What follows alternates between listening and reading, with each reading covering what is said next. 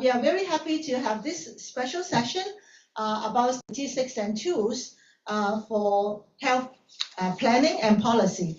So we are very blessed to have an expert in this field. She is our former colleague at the Census and Statistics Department. And when we are in the role of statisticians, our director always say that all the policies, public policies, should be guided by statistics, because we make decisions based on informed evidence.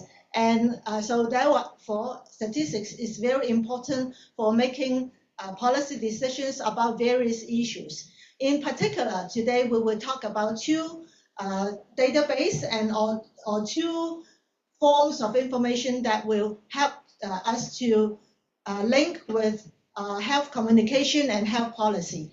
So let me introduce Eva. Eva Tsui is a former statistician, and she is also the chief scientist. Oh, data scientist. Wow, that name is very cool. So data science in the Health Bureau. And she orchestrated the creation of two very important databases. One is called the General Household Economic Status Data, which I also take a part, yes, a small part in it, isn't it?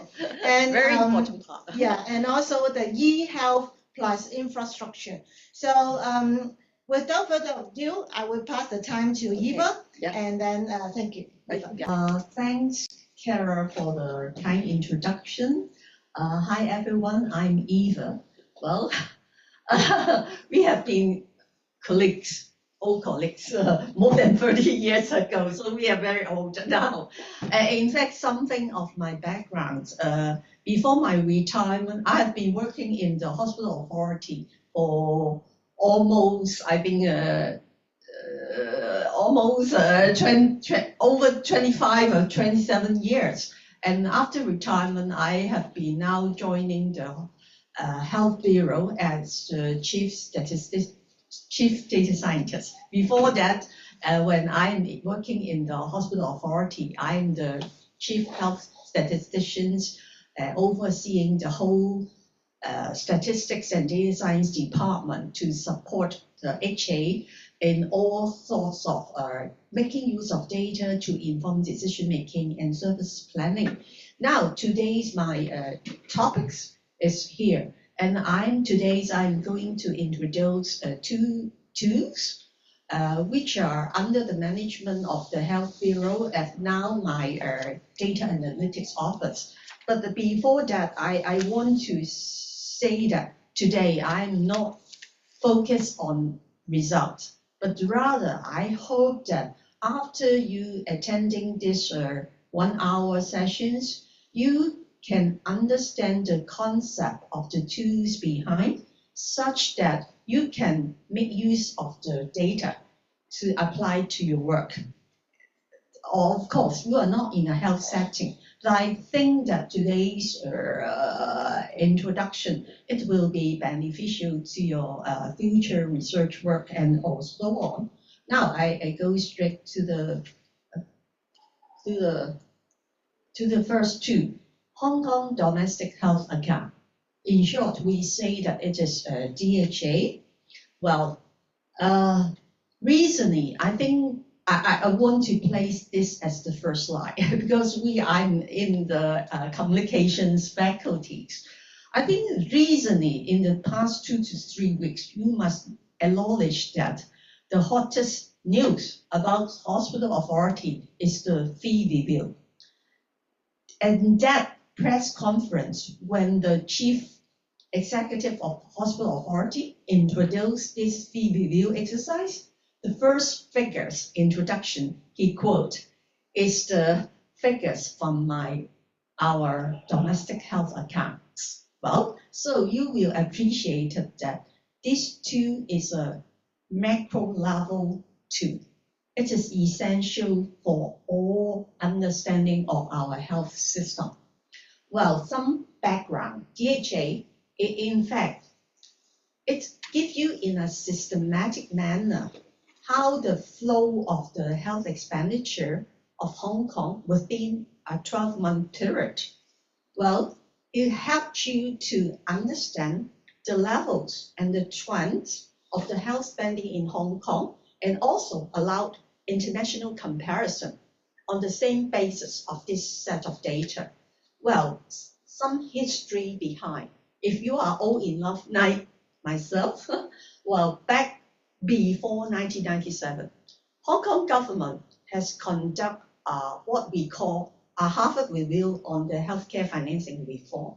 Well, of course, there are many discussions and controversial conclusion by that time during the Harvard Review. But one of the recommendations by the Harvard team is asking Hong Kong to set up a domestic health account. Well, so this too was born in 1999, and with the data series back to 1989. And initially, all the development work was undertaken by the Harvard team.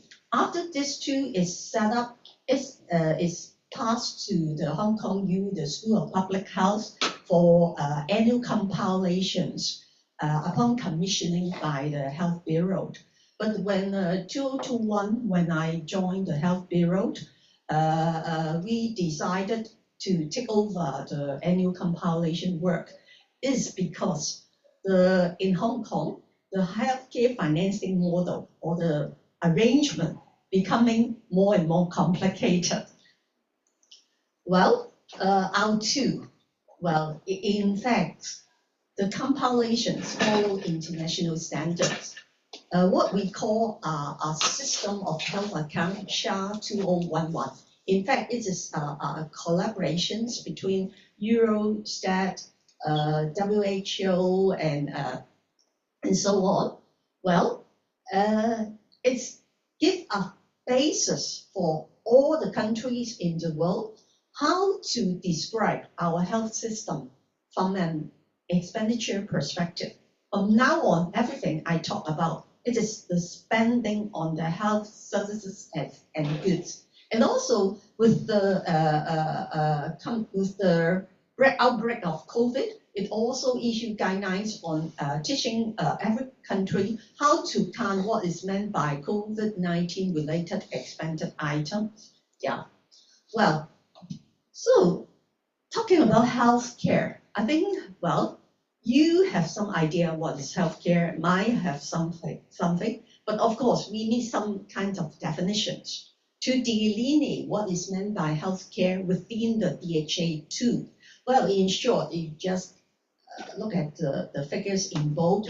Is improving any activities for improving, maintaining, and preventing the deterioration of health status, and and also activities to mitigate the consequences of ill health. A list of activity related to healthcare is in the sub-bullet point here. I don't want to try to read it one by one, but I would like to highlight one point. Well, this one, caring for patients with health-related impairment and disability. A large proportion of this long-term care expenditure, in fact, is under the purview of Social Welfare Department. So the DHA covers the expenditure is a bit wider than the policy area of the Health Bureau. And also there are a little bit here and there also extra from our purview, because something like the sanitation of the water control and so on are also added in, because it is an international tool for international comparison. Anything related will be. So, but the main differences that is outside our Health Bureau policy area is this one, for example. So when you look at the figures, don't be surprised why sometimes the figure is bigger than the budget of the Health Bureau, because due to this reason. Well, how to measure health expenditure? Well, in fact, the HKSAR, under the HKSAR, it say that it's referred to the consumptions of medical service and goods by resident population. This concept, I can tell you, in simple, it is equivalent to GNP. the gross national product in 中文的本地居民生產總值 is published by the Census and Statistics. But in contrast, you always heard from the news is GDP, gross domestic product, 本地生產總值. In fact, although domestic health account, it has the word domestic, but in fact, it is equivalent to the concept of TNP. So what does it mean? It means that those health spending in Hong Kong by the tourists, the visitor, are not count.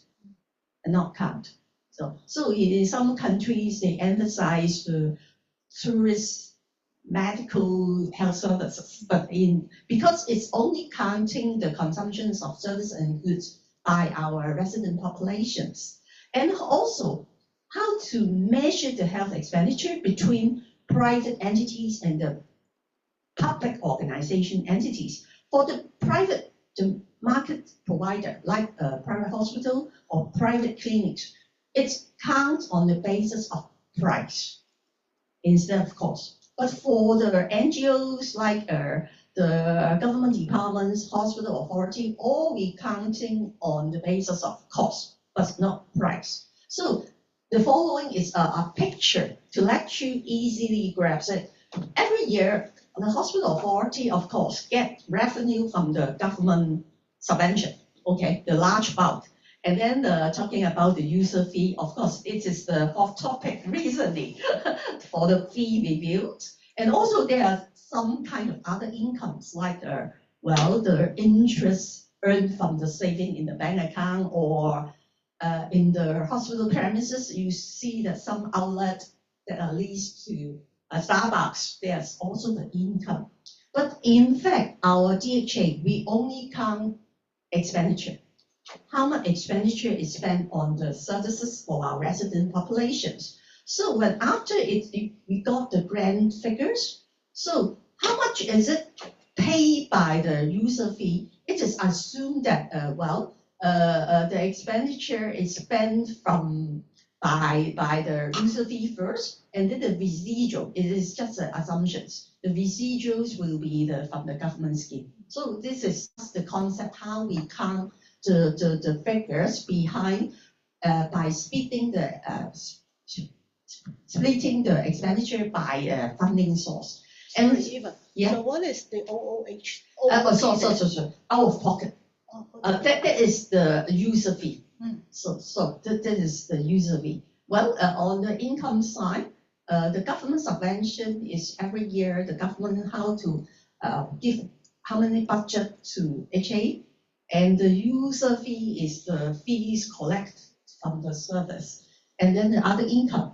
But in terms of expenditure, when we trying to classify them by financing scheme, what we call, so it's assumed that it's spent all from the household out of pocket first. That is equivalent to user fee, and then the residual is we assume that it is from the government subvention. Of course, every year maybe the hospital didn't spend all the money it's received from all income source. It will be put into the reserve. But I'm not going into details of these accounting concepts. But for the DHA, we only count on the expenditure perspective.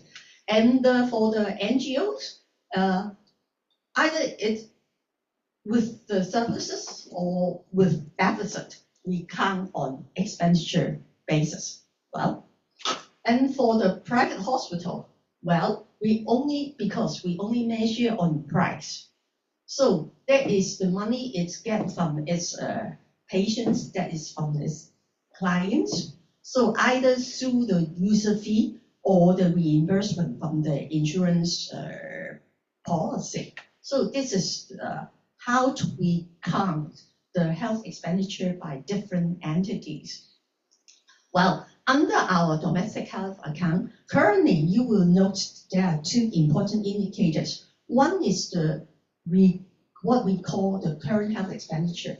The other is the total health expenditure. In fact, out of the total health expenditure, almost 95% are current health expenditure.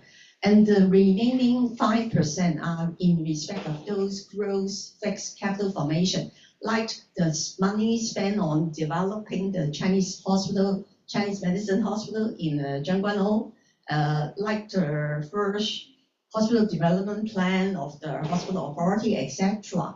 Well, but in fact, the HKSAR 2011 recommends to use the CHE instead of THE now, because the THE concept is in its first version, HKSAR 2001, but in its later version, HKSAR 2011, it already recommends all the member states to try to use CHE, because CHE can help you to analyze by 4 dimensions of how who funds the money, where it is spent, where it is going to, who provide the service, and so on. So in the coming summer, when we release the Hong Kong domestic health accounts figures for 3 to 4 years, we will drop the THE indicator. Instead, we only present CHE. But still, of course, if users would like to, calculate back the THE, we in our open source dashboards, you still can do so by yourself to adding this to up. So some background. Now, this is the most important slide. If you want to understand and how to use DHA, well, you imagine of all our so-called defined health expenditure on medical service or medical goods, the first question we ask is, who pays the health funds? Under the DHA, it is what they call the revenue of the healthcare financing scheme. So the funding source may be from the government transfer, that is the government subvention, or from the household out of pocket, or from the employer, because for the medical benefits. And then next question we ask is who manage the health funds? Well, for the government subvention, it's go into the government scheme. For the household out of pocket, we say that it is go to, for the funding source, we say that it is the scheme is the household out of pocket. Well, in the following slide, you will see detailed breakdowns of how we segregate under these 2 concepts. Very subtle, but it means the funding source and the financing scheme. For example, if the financing scheme here is the insurance scheme, in the overseas, some countries, the funding, of course, it can be from the individuals. And sometimes in overseas countries, the government also give fundings, trust those mandatory private insurance to help those poor people who cannot afford paying the premium. So this is these 2 subtle difference between funding source and the healthcare financing scheme. And well, the 2 top dimension is easy to understand. The healthcare functions is just mean what type of service you spend on, whether it is in the hospital or as it's just outpatient visit, or you are buying some over-the-counter medical goods. Yeah, and then the healthcare provider. So who provides you with this service and the goods? So these 4 concepts, you like our data is like but we have even more dimension. It's 4 dimension. You can twist this 4 dimension by yourself, A by B by C, A by C, C by D, and you can flip through it to analyze the relationship between these 4 dimensions. Well, these are the detailed classifications of what I mean. It is under the HKSAR 201. When we just try to classify health expenditure by the funding source that fit into the financing scheme. That means who pays for the funds. We have the public funds. In Hong Kong, Of course, we only have the government transfer. But in overseas country, like the RFS2, there's some poor countries, they will be subsidized from other countries to help them. And the RFS3 is the social insurance contributions. In some countries, like Germany, they are practicing social insurance scheme. So all these, they are categorized as public fund. And the other way one, the private one fund, well, we also have the so-called the compulsory prepayment, other than social insurance. Examples like some of the countries, they implement compulsory private insurance. And some other countries like Singapore, they implement mandatory medical saving account. Every citizen needs to save for their futures in the account. So, but in Hong Kong, we don't have, so it is scheme. And the RFS 5 is the voluntary prepayment. Well, the individuals, they prepay for their individual policy. The employers prepay for the group insurance policy. Of course, Hong Kong we have. And then the RFS 6 is the other domestic revenue not elsewhere classified. These are mainly the out-of-pockets. The household, the revenue from the household. The other is you ask me, what is RFS 6.2? The other revenues from corporations not elsewhere classified. I tell you that because some large corporations, like I just say cafe, jockey club, they are directly buying from the health groups. For example, like quality health care or UMP, the outpatient service for the staff instead of buying the insurance. But I'm not sure how it is practiced in the Baptist U, where you seek your service, whether it's insurance or they directly buy from that. So if that kind is fall under 6.2, but very small, medium-sized or small-sized company, the usual practice is buying the individual, the group policy under 5.2. So these are the subtle difference. And the other revenues, that's from the NGOs. So now is the financing scheme. It's very straightforward. Either it's a government scheme, like what is provided through hospital authority, and the other scheme is those related to the compulsory scheme I just talked of.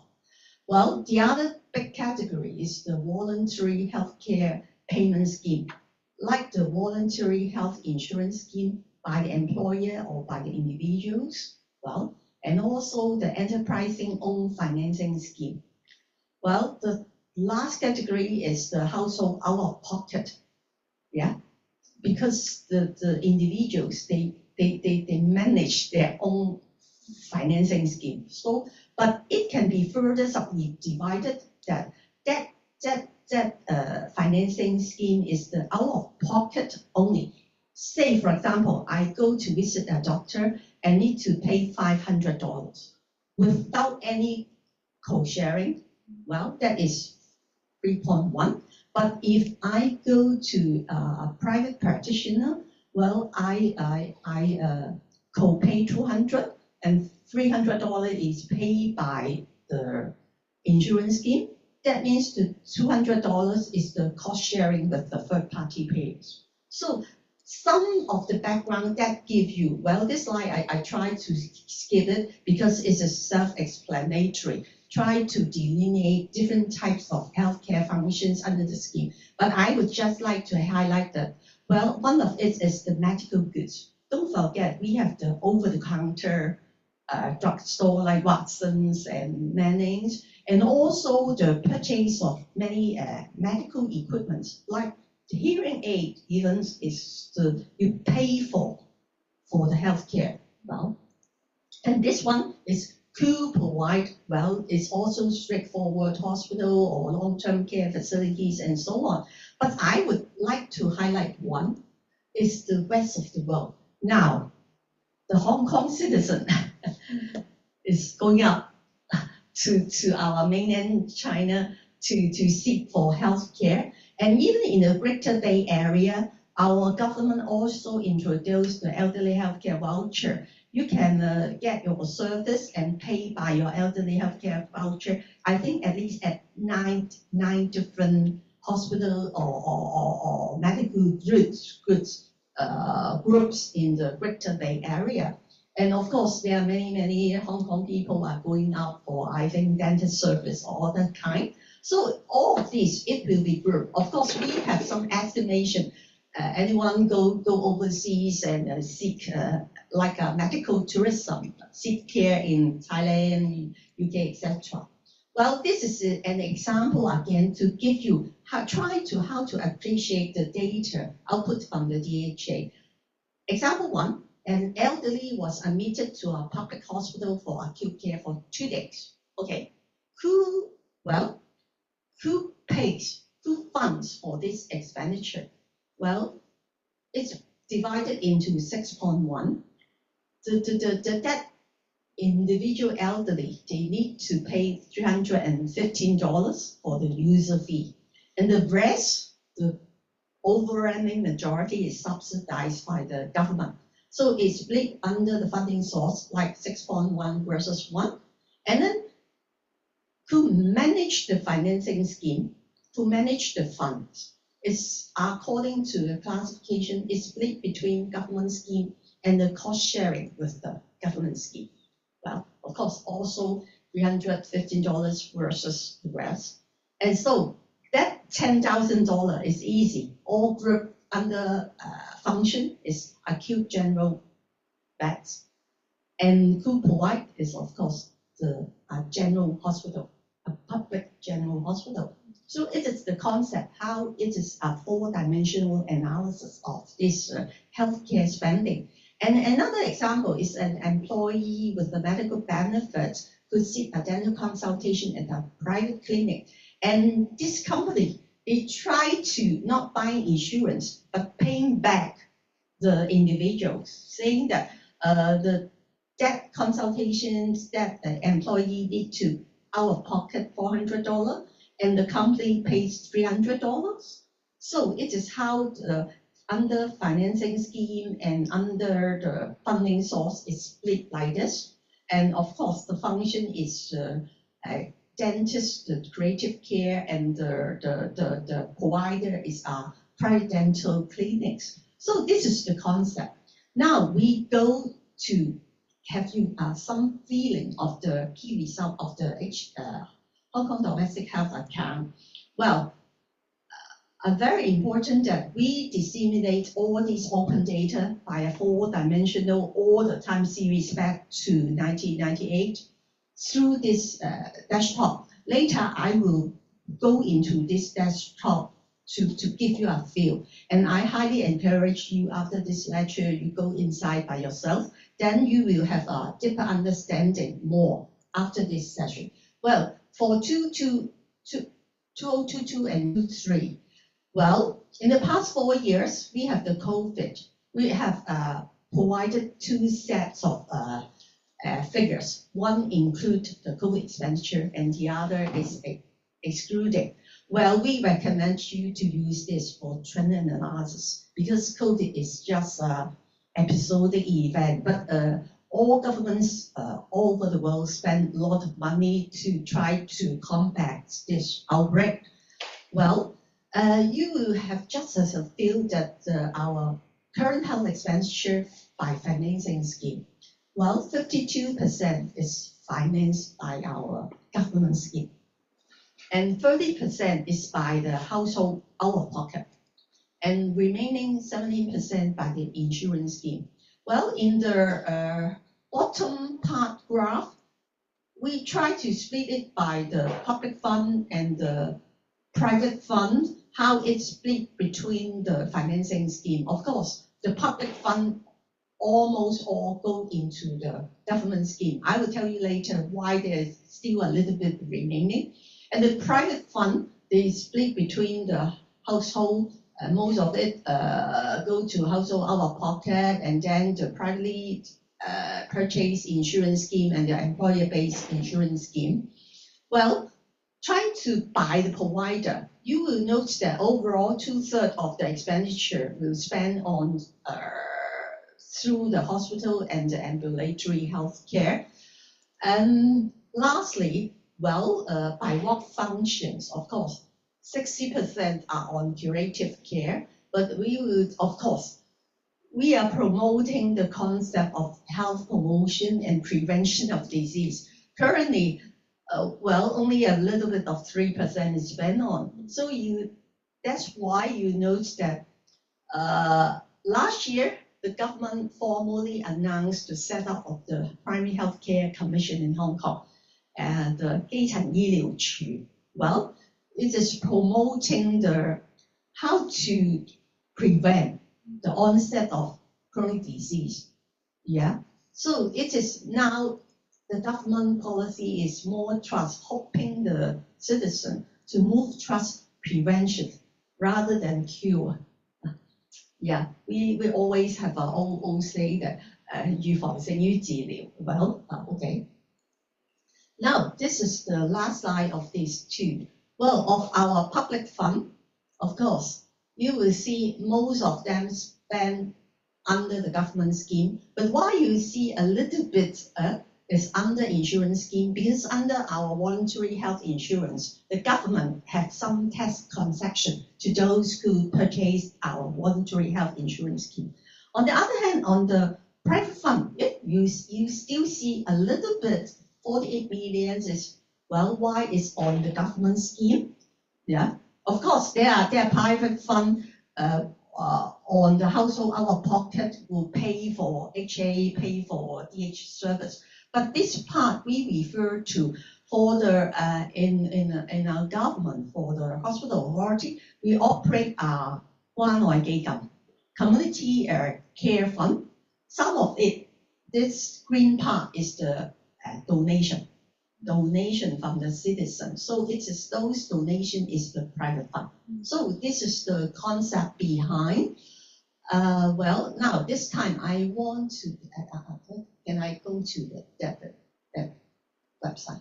Desktop. I want to give you a feeling of where we publish our DHA figures, quite our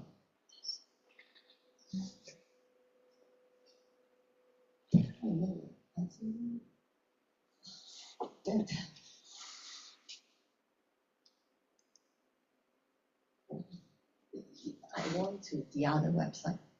You have opened.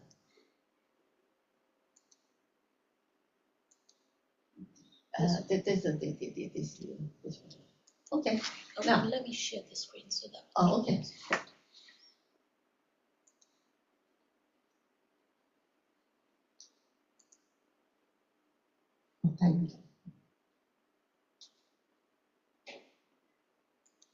Yes. So this desktop, well, is sitting under the Health Bureau website. When you drill in under the statistics, there is a domestic health account. Well, on the top page, you see we have both options, include or exclude. But in the coming year, we will put the exclude one as the default. Well, you will see there are many options. Figures as the grants. Then there are many options give you this, how much is the total health current health expenditure, like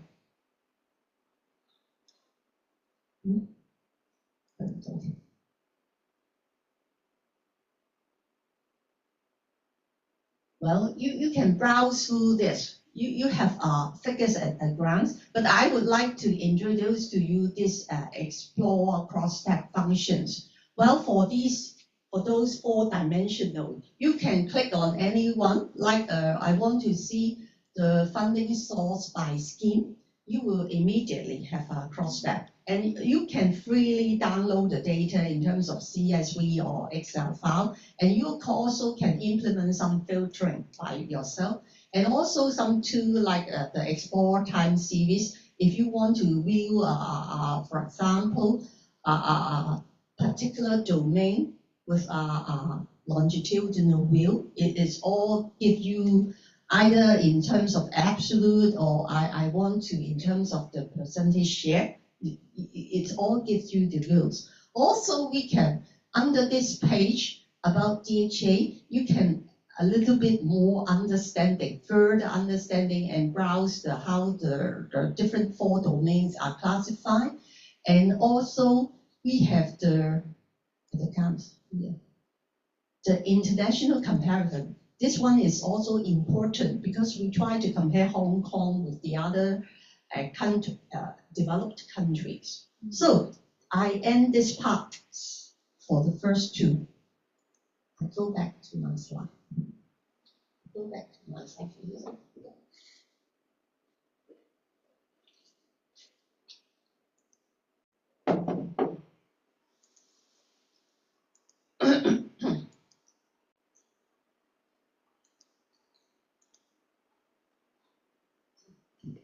So now it is almost time. I need to be quicker. I try to give you a browse for what I call General Household Economic Status Index, the second 2. Well, I'm the PI of this academic research, and it is a collaboration between Health Bureau and the Census. Well, for details, I encourage you to read this manuscript. Well, some of the background, why? You just remember one word, the social determinants of health. What we call is referring to those non-medical factors that influence health outcomes. They are the conditions in which people are born, grow, work, age, all the wider set of forces and the systems shaping the conditions of the daily health that impact on the health outcome. And the prior research, of course, showed inverse relationship between an individual's socioeconomic status with its health risk. The poorer you are, the higher the risk. But this individual's SES cannot fully explain the observed spatial variation in health outcomes. So many countries have produced some area-based study illustrate that the SES conditions where one lives or playing a very important role in affecting health outcome. Well, so many countries trying to develop many area-based index, trying to measure economic status. UK is the pioneer and also the most popular one who developed this concept. It is based on the very famous theoretical framework of Tansen. It's also making use of the population census data. They apply in a wide range of applications, but I won't want to details it. And their 7 declaration domains are all listed here. Well, what's important is for UK, under the index, they try to divide the whole country into 32,000 something small areas and try to rank these small areas in terms of the declarations. The first one, the most deprived, over the top one, least deprived, that means the richest. But there are some key issues around this existing index, like in UK or New Zealand. They are adopting a single index value to proxy to stand for each geographical small area. Some key issues has been discussed. Whether the defined geographical unit is small enough to contain a very homogeneous population. Say, for example, you say that, oh, that small area is rich. Does it contain any underprivileged group? Or the other way around, you say that, oh, this is the most deprived area. Does it also contain some rich people? In particular, for overseas countries like New Zealand, they are so widespread in geographical spread. Well, so they raise this question. So this is the most inspiring point for us to pursue this study. Because in Hong Kong, you know, we are densely populated. Well, we hope to develop a territory-wide household-based composite index to measure now not only a single value to represent each small area, but we want to give a whole relative distribution of household by economic status in each small area. Well, in Hong Kong, we have 2.6 million domestic households in Hong Kong. We try to our concept, segregate these households into 10 deciles. The first, number one, we just the other way around of UK. Number one means the most well off. The top 10% of household in terms of this economics index. Number 10 is the least well off. Well, the bottom 10% of our household. Well, if I don't have time, you just remember these 4 key points. Under this index, we output the relative distribution of household in each geographical area, trying to address the key issues. And the second point is we get all the granular data to almost 250,000 household-based granular data from census. Third, we employ a very low-vol approach to try to determine the weighting of the index. And the fourth one, we roll out a map dashboard to facilitate the sharing of the result at different geographical scale. Well,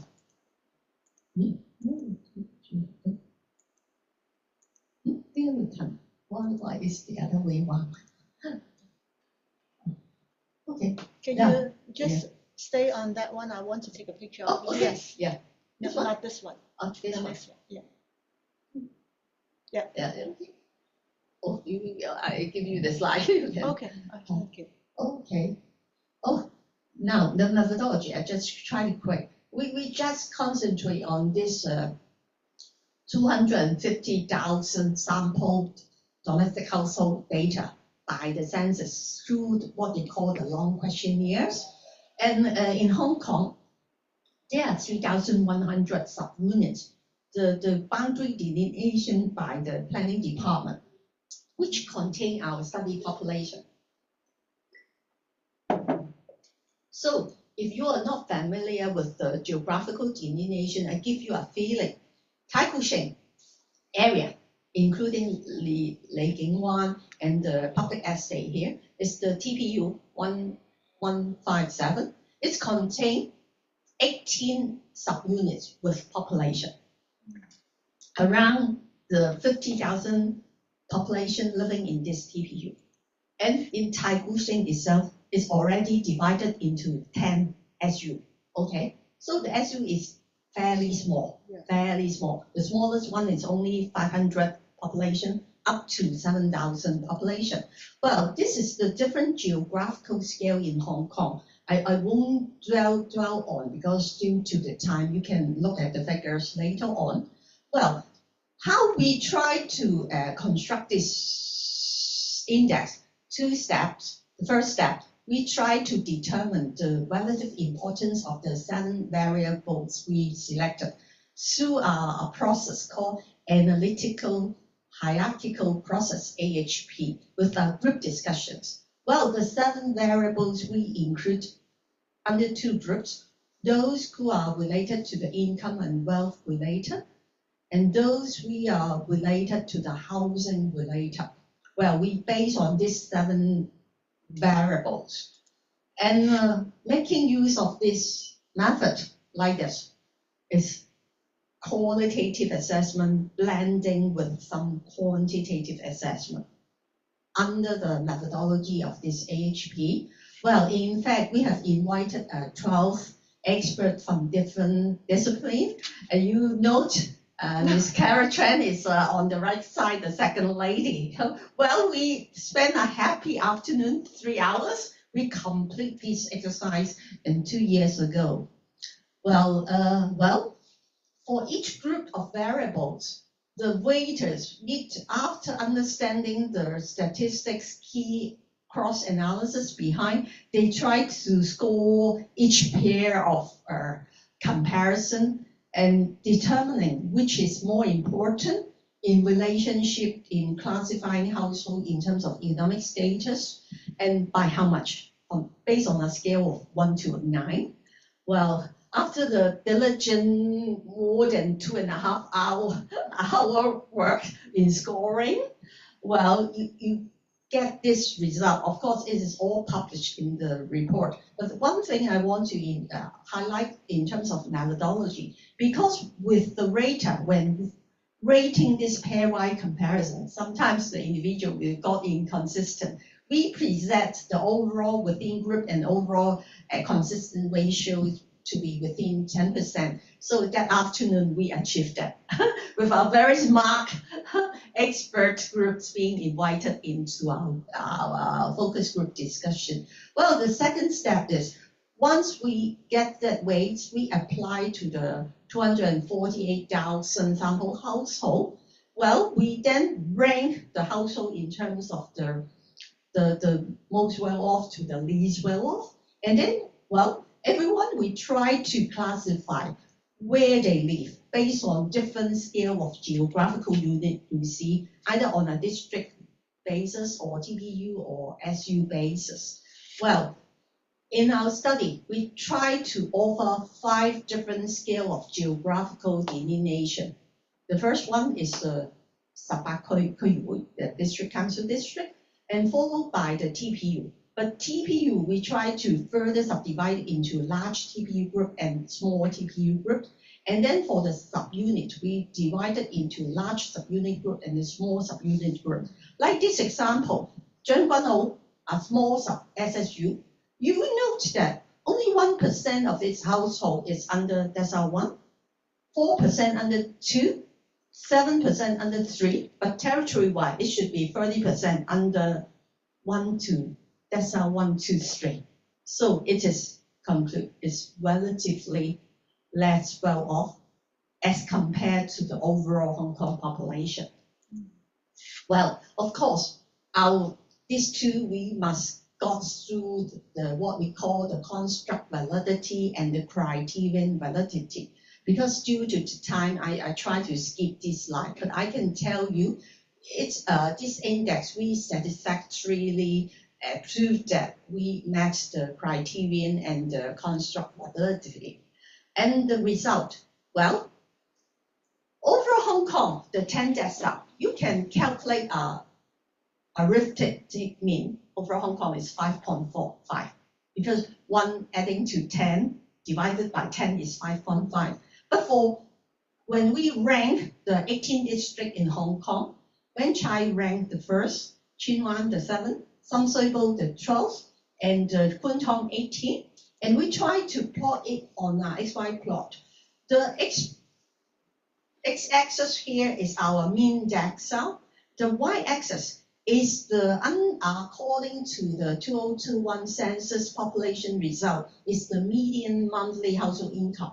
You will note that, it is very well correlated.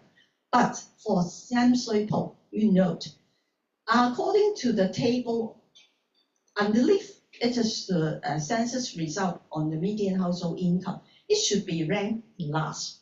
But why under our HKSAR mean index, it is ranking 12? Well, it is last, but 12 on our decile. But when you're looking in detail, the Sam Shui Po, what we call is the heterogeneity of the small area. So it is exactly the key issue why we do this exercise. Because in Hong Kong, this district, Sam Shui Po, have a huge range of heterogeneous small area. Like, I'm not too familiar with the area in Kowloon. Like this one, Lam Chang, a very famous Sun Hong Kee property estate here. You will see its distribution, skill trust. Number 1 is most well off, and the top one, the other small area near the Sam Shui Po MTR is the Toy Street, the Phúc Linh Gai, skill trust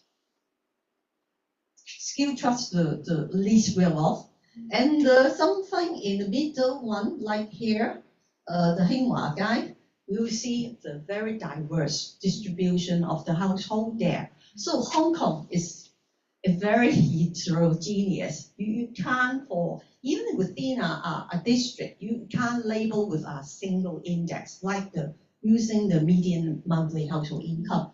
So trying to give you a result by the subunit, but I know that the time is running out, so I will try to skip it. But we try to make use of this ternary report, trying to further subdivide our result into 3 large groups: the top 30%, middle 40%, and the bottom 30%.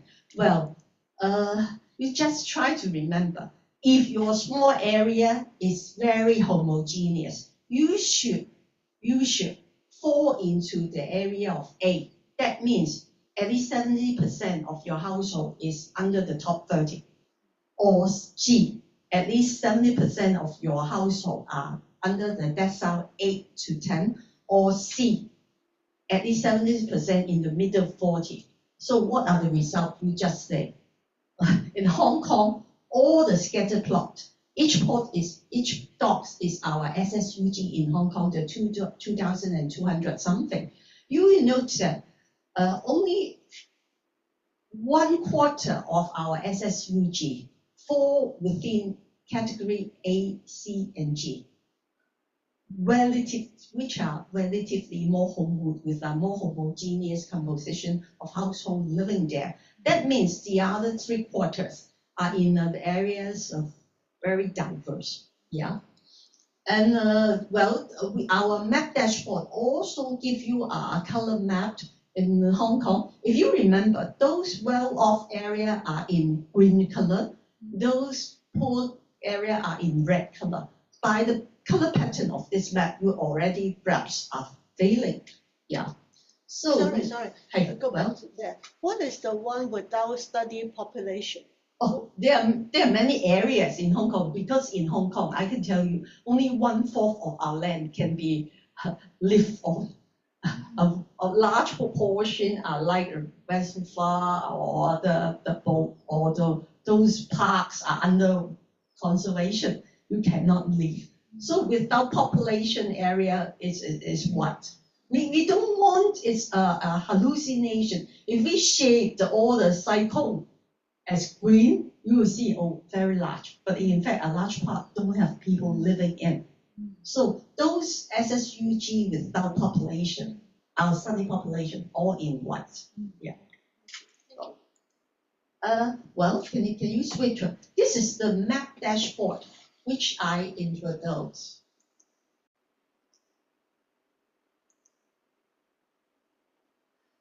This one, yeah. Share. So I just had your feeling, because either the manuscript, you can go into this map dashboard. We try to give you all the result for all these geographical units, say either at the district level. You're not going in.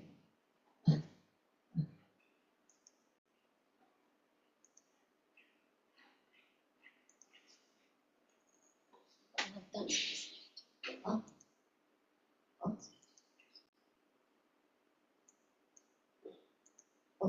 okay. Oh. This is the map dashboard. Well, on the top layer, we give all the different geographical unit. Now we go to the, say, large subunit root. Well, this is the map. You can take off and you can view the base map here. Well, say, for example, using the Taikoo Shing as an example. 5, 7, 11. Okay.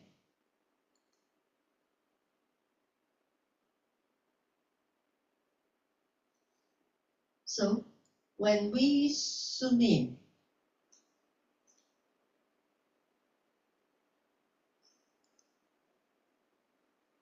this Taikoo Shing, you will see the blue shade.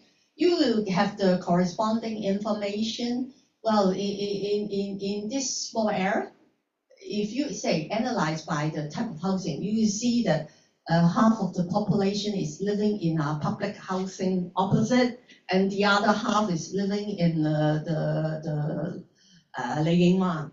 Well, with a very diverse distribution. Well, because of the time, I can't. Well, you can click on any scale of the geographical breakdown, and you can click on you want either present in terms of the mean HKSAR decile or the tender report I introduced. You want to try to analyze in terms of the 7 category A, B, C, D, E, F. Well, up to you, and you can click on in the transparency bar to see the base street map behind to try to know which area you are looking at with the base map.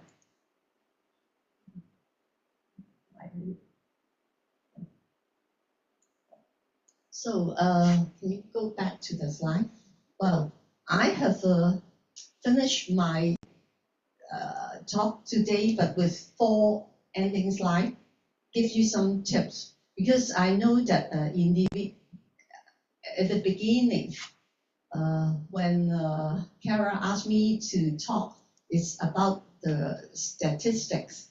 But well, the last remark, I hope that you can make use of this talk to do your own research work, because this generic tool is not only applicable in the health setting, but can be in other domains like housing, social welfare, and so on and so on.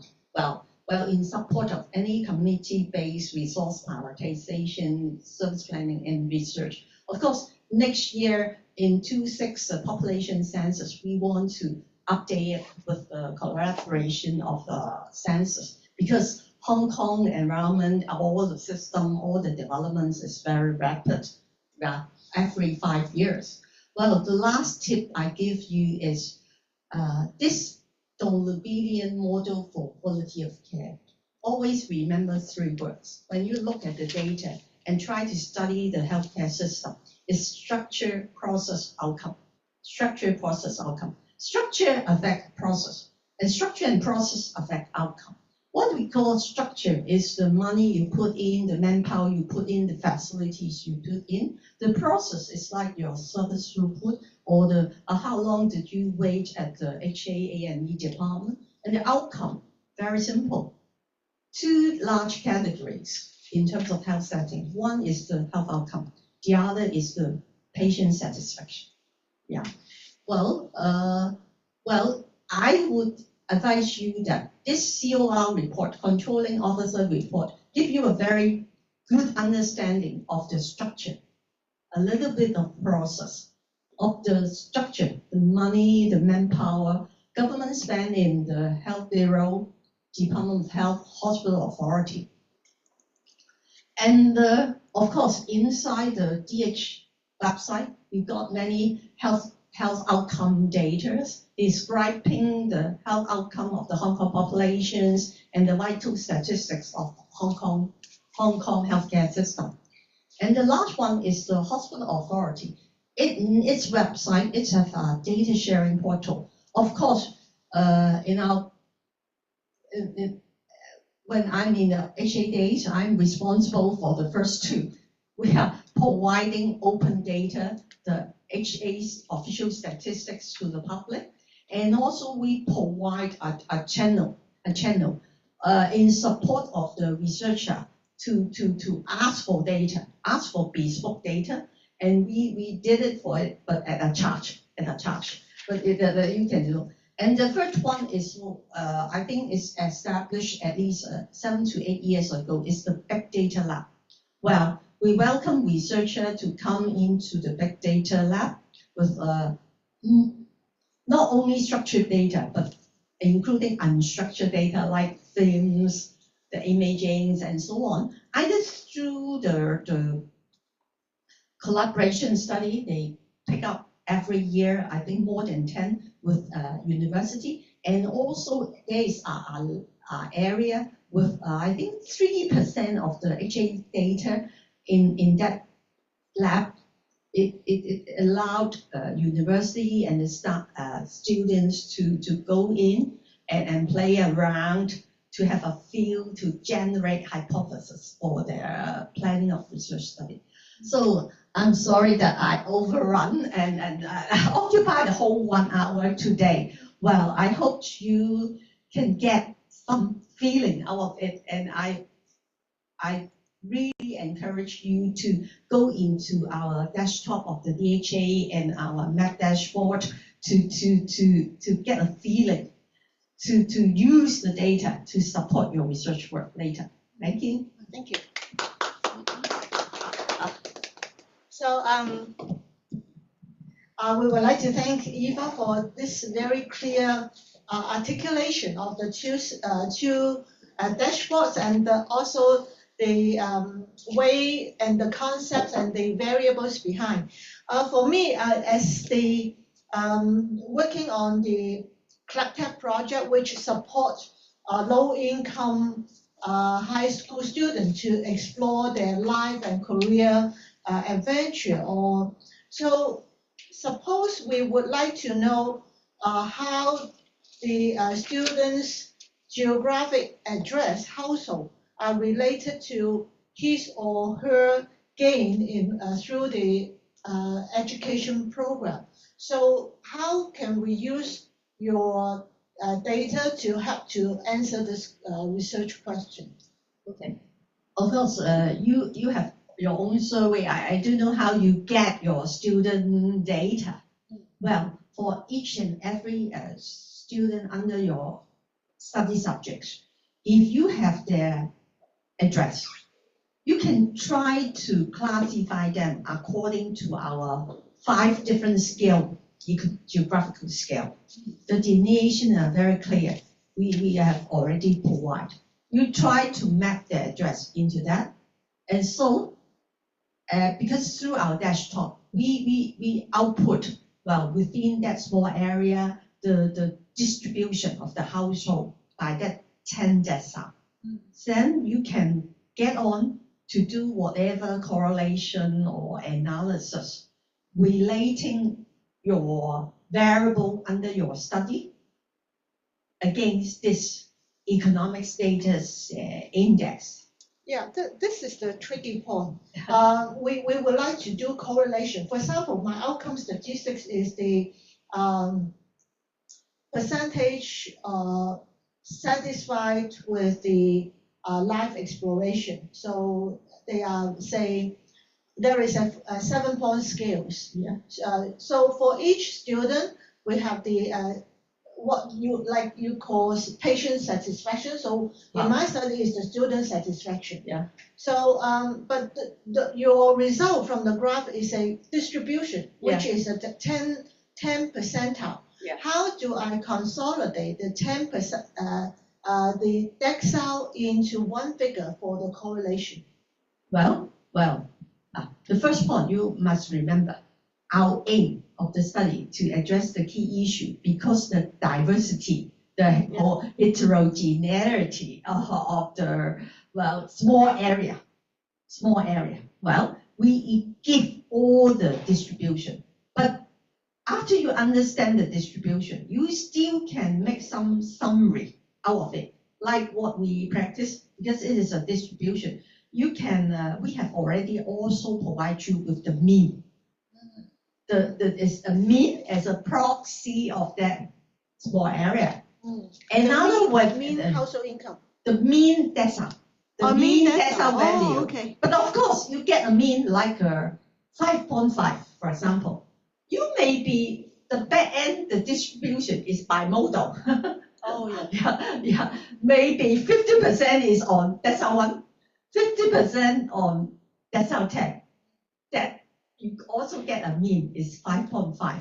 So we get all the detailed result for you. You can use that mean, Another way is we already give you, we have another way of classifying them is by that tender report. But because due to time, I can't go through the detail, but I trust your ability. If you go into the detail of the manuscript and also the slide set today, you will understand. We will try to, that 10 decile, we try to further subgroup it into 3 groups. Well, top 30%, middle 40%, and the bottom 30%. So each small area, instead of 10 figures, you get 3 figures. Yeah. Well, and also we have a label, whether it is under category A or B or C or D. You try to imagine how you want to correlate against your result. Yeah. So I have the privilege of asking the first question. So I will see if any of our participants would like to ask question. You can either hands up or type your question in the chat box.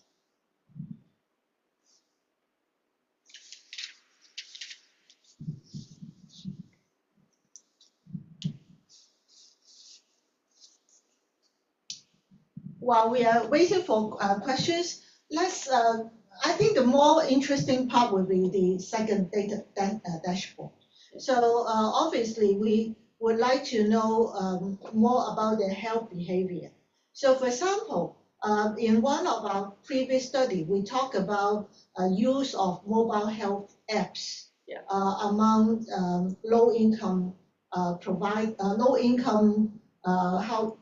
adults. So suppose we would like, we have a survey of a representative sample in terms of geographic area and got information about the percentage of usage of mobile health devices in our sample. So how can we project those in view of the information from the dashboard statistics?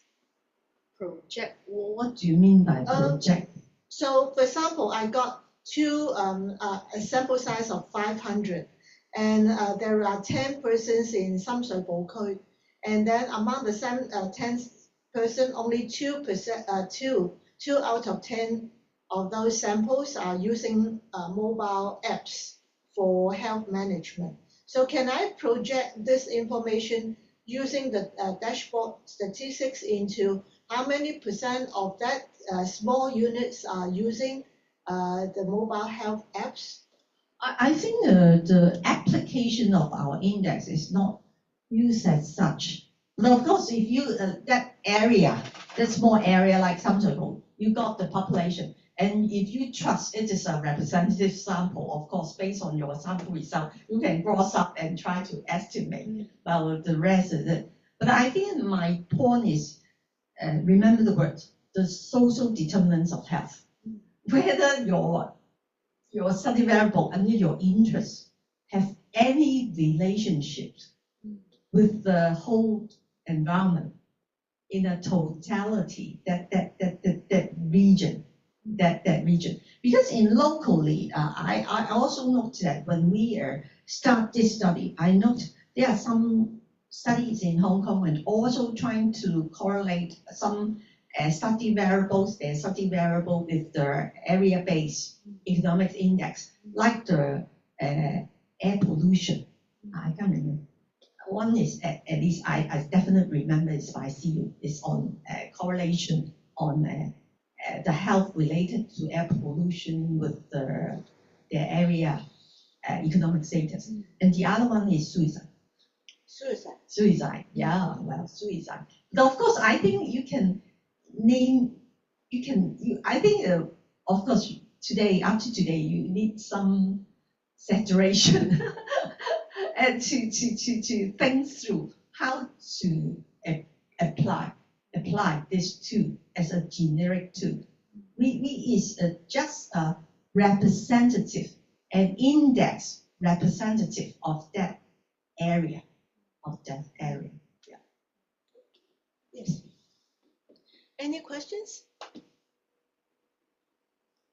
Maybe I could give a little bit more supplement. What we call the correlation between individual SES with the health outcome. For example, I'm talking about lung cancer. For example, I just is a fake hypothetical.